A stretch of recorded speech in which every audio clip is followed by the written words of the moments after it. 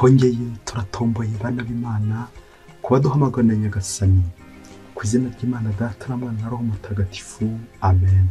Amahoro bana b'Imana, ni muhumure, Imana iradukunda, ije kudukiza kuri uyu wa gatatu w'icyumweru cya gatandatu gisanzwe, tariki 19 Gashyantare 2025. Aha hantu tugiye guhahura n'Imana, mube maso, twitegure, dutegereze Nyagasani.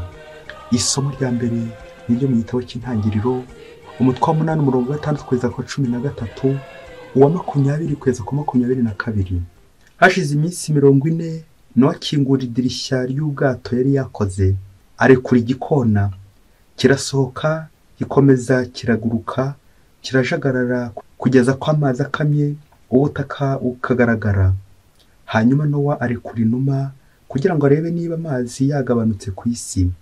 Ariko inuma ntiyabona aho ikandagira, niko kumugarukaho mu bwato, kuko amazi yari akiri ku isi hose.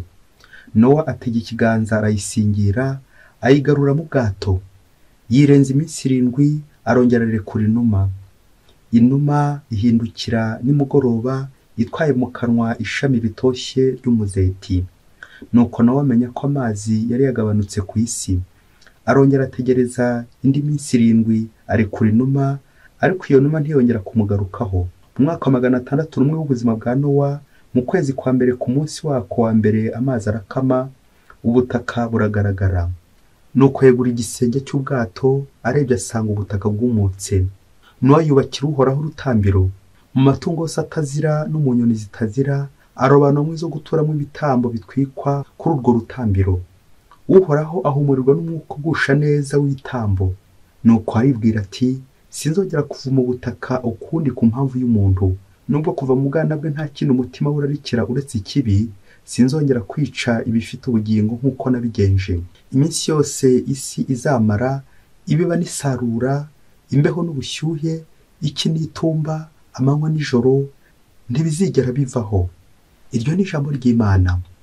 Zaburi 116. Mana yanjye, nzagutura igitambo cy'ishimwe. Ibyiza byose Uhoraho yangiriye, rwose nzabimwitura nte?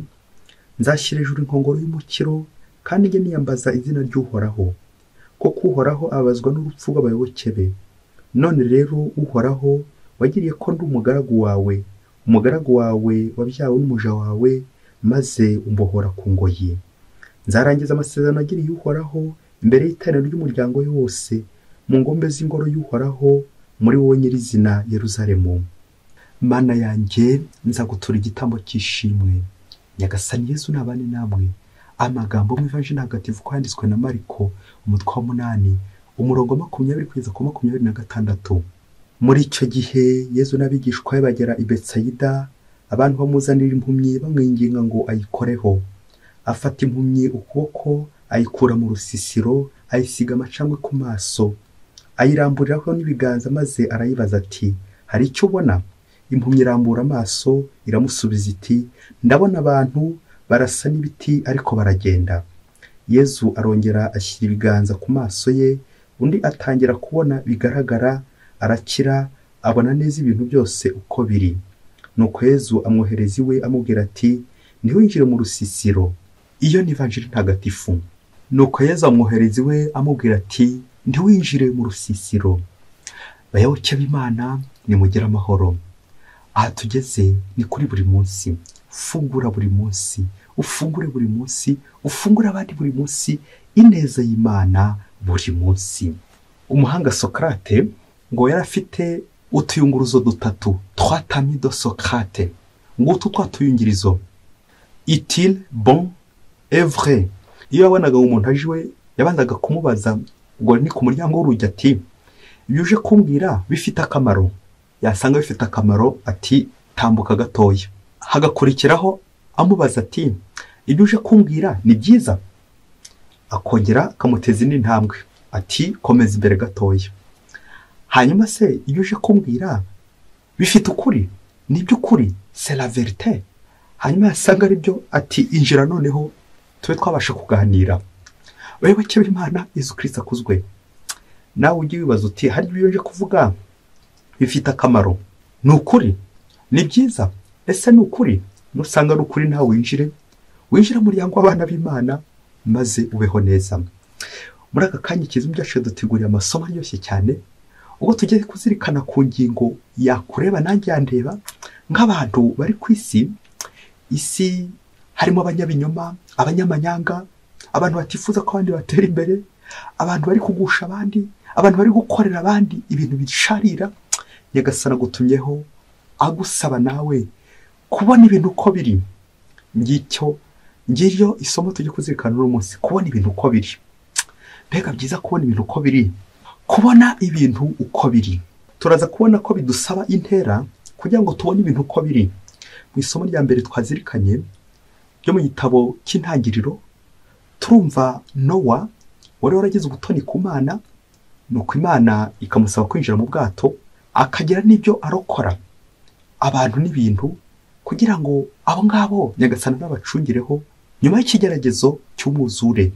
Uyu munsi turumva Nowa agenda mu byiciro, agenda ku ntera ku yindi, arekura inuma uko yarekuye, rimwe ntigaruke, ikindi gihe ikagaruka, ikindi gihe ikagaruka ifite ikizanye, ikindi gihe bikaza kurangira ya numa ko kwigurutse.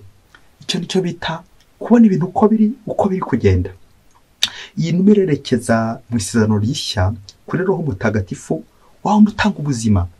Ikikubwira ahantu hari ubuzima haba icyo bita mu Gifaransa le mouvement. Ibintu biragenda bikagenda nyine uko Imana ishaka. Kubona ibintu uko biri, kubona ubuzima, ikimenyetso cy'Imana, ikimenyetso cya Roho Mutagatifu nta kindi n'ubuzima. L'esprit c'est qui vivifie, Roho Mutagatifu utanga ubuzima. Ngiye rero inuma iza mu buzima bwacu nguko uko Nyagasani agenda dutambutsa intera adukiza kubera impuhwe ze, bikazarangira nyine uyu mubare 7 bari kugenda batubwira no agategereza iminsi 7 kongera biratwerekeza ku butungane, ko kugira ngo tugere ku butungane bidusaba gutera intambwe nyinshi, kugenda utera intambwe, kwisuzuma, kuzageza igihe ubona ibintu uko biri.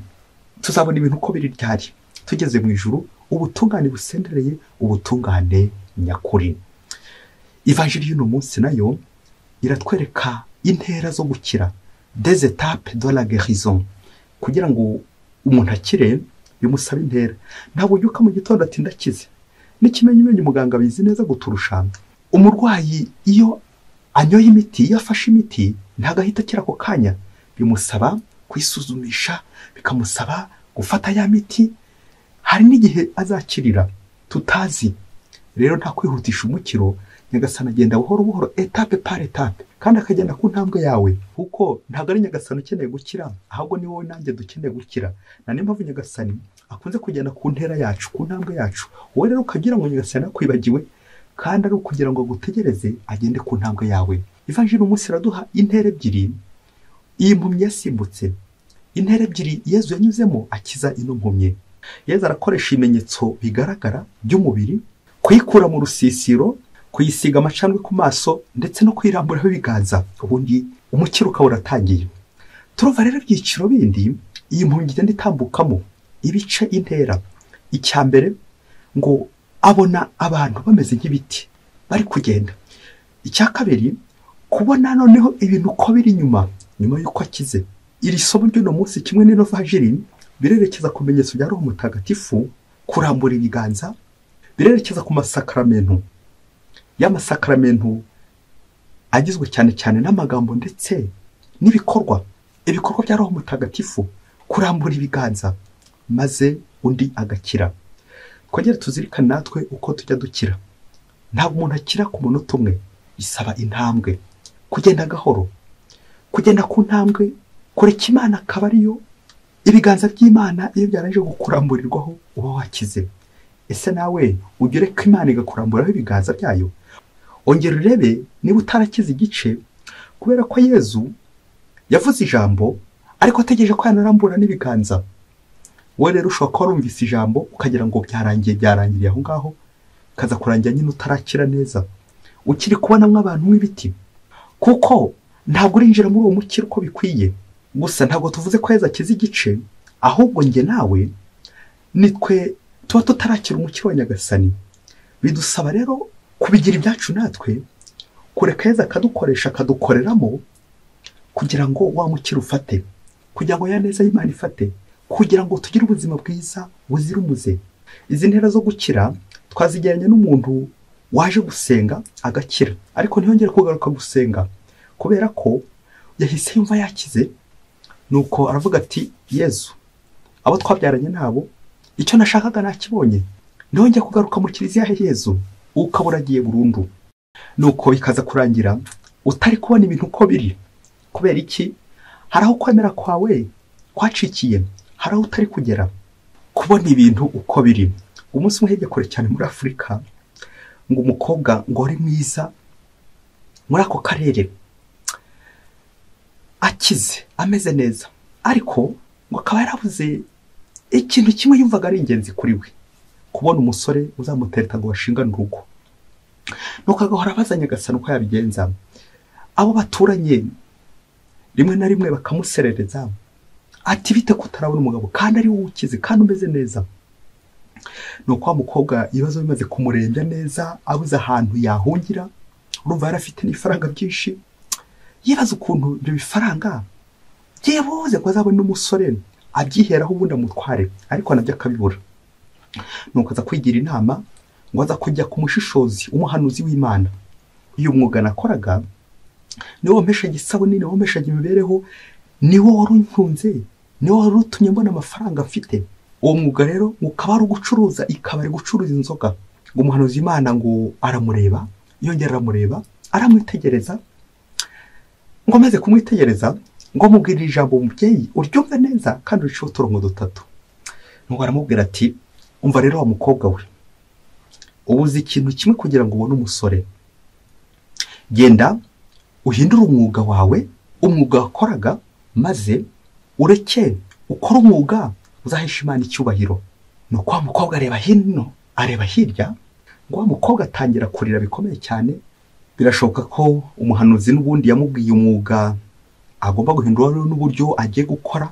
Nuko wa mukobwa aragenda ari kurira. Nuko ageze mu rugo avuga ati, koko aho nahereye wasangiye umuhanuzi ambwiye ari byo koko. Umukobwa yafashe icyemezo nyine ahindura wa mwuga ajya gukora undi. Nuko hashize igihe gito, wa mukobwa aretse wa mwuga, agiye kubona abona hari umusore uje kumurambagiza. Igihe cyaje kugera babana na wa musore. Wa mukobwa aza kubaza wa musore bamaze kubana ati, kuki igihe cyari kibaye kirekire utazi iwacu, kuki ari muri ibihe bya nyuma waje kuja wanshaka ngo tuzabane? Wa musore amubwira ati, umva rero wa mukobwa we, impamvu uje gushaka ngo tubane, twaragutinyaga. Twatinyaga umukobwa ukora mu ikabare ucuruza inzoga, kuko akenshi twabonaga iwanyu hakoranira abasinzi, abasambanyi, ab'ingeso mbi, tukabona nawe utavamo umugore kubera ibyo utoza abandi, kubera ibyo ugaburira abandi, kubera ibyo uhereza abandi. Icyo nicyo cyatumaga tugutinya. None rero nkimara kubona ko umwuga wawuretse, na niyo mpamvu nanjye naje kugira ngo tuzabane, sinakongera kukwikanga, sinakongera kugutinya. Nyuma y'igihe gito wa mukobwa ari gukora undi mwuga, nibwo yaje gusanga wa mwuga w'ubucuruzi bw'inzoga, wa mwuga w'ikabare waramuhombeje ahubwo bikomeye, kubera ko abantu bose bazaga kumunywera bamutwaraga amadeni, bamwe bagakubitana, abandi bakarwana, abandi bakishwa mu ngeso mbi z'ubusambanyi, abandi bagakora n'ibindi bidakwiye. Bikaza kurangira wa mukobwa nta n'igihe abona. Nibwo yaje gusanga kuko yarahombye.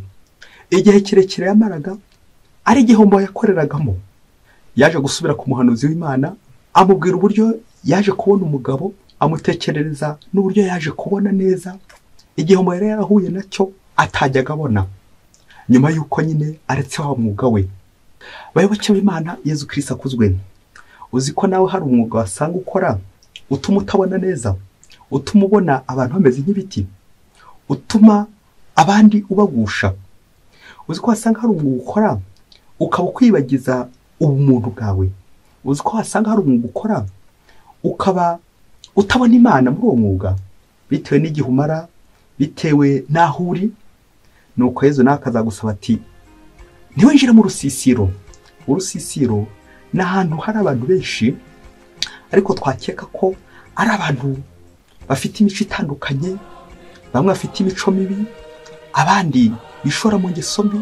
Nuko Yesu yamaze kugukiza arakubwira ati ntongeye kwinjira mu rusisiro. Ni iki kiranga umuhanuzi w'Imana? Akenshi muri ino si dufite abahanuzi, ariko abenshi ni abagenda badushima. Bamwe ntibatubwiza ukuri bitewe n'indonke baza kuturonkaho. Biragusaba nawe mu kibazo ufite kureba ubushishozi, bityo nakubwiza ukuri, bityo wumvira ukuri kw'Imana. Abantu benshi muri ino si ntibagishaka kubabwiza ukuri, baba bashaka ubabeshya, kandi koko nta naho bihuriye. Niyo mpamvu uzasanga abantu bamwe bari kubonamo abantu mu ibintu bameze nk'ibiti. Biragusaba rero nawe uno munsi guhindura umwuga wakoraga. Wasanga hari umwuga ukora kandi udahesha Imana ikuzo n'icyubahiro, ugusha abandi, utuma abandi bapfa, bamwe bagapfa kuri roho, ubuza abandi Imana. Hindura umwuga wawe niba ushaka gutera imbere, niba ushaka kubaka, niba ushaka kumuhamagara ugenda neza. Hindura umwuga wakoraga mubi, umwuga ugusha abandi, umwuga wa sekibi. Uzi ko abantu benshi hano ku isi hari abakora umwuga wa sekibi, nta kintu uzabapimiraho usibye kureba harya umwuga niba ukora uzampesha ingororano y'ijuru. Umunsi watangiye kubonamo abantu ibintu, icyo gihe uzamenye ko utarakira. Ese waba uzi impamvu abantu bamwe bari kwica abandi, intambara nyinshi? Nuko utarakira. Uri kubonamo abantu nk'ibiti, uri kubonamo abantu ibintu. Niba ushora mu ngeso mbi z'ubusambanyi, nta kindi nuko akenshi uzaba watangiye kubona mugenzi wawe ikintu, aho kumubonamo umuntu. Wakunze igice kimwe kaza kurangira umuntu wese utamukunze. Aho ngaho hari intera utaratera, hari intambwe utaratera, uracyamubonamo igiti, ikintu. Impamvu abantu benshi baroga ni rya shyari. Urabona mugenzi wawe ntumubonemo umuntu. Dusaba inema yo kugira ngo imyuga yacu mibi dukora, imyuga y'ikuzimu, tuyihorere, tuyireke, tuyijugunye, maze twerekere Nyagasani. Roho w'Imana tumurikire, Roho w'Imana atuyobore, maze natwe dukore icyo Nyagasani ashaka buri munsi, maze natwe tugende neza mu nzira z'Imana buri munsi. Nibwo tuzakira neza, abantu tukababona uko bari, tukabona Imana ukwiri, tukagenda mu nzira z'Imana by'ukuri koko. Dusaba inema yo kurekura imyuga yacu mibi ituma abandi bari gushira, twebwe tugashaka gushisha. Utube hafi Nyagasani. Mwese Imana ibahe umugisha. Imana Data na Mwana na Roho Mutagatifu. Amen. Kari munsi mukora Diocese ya Cyangugu.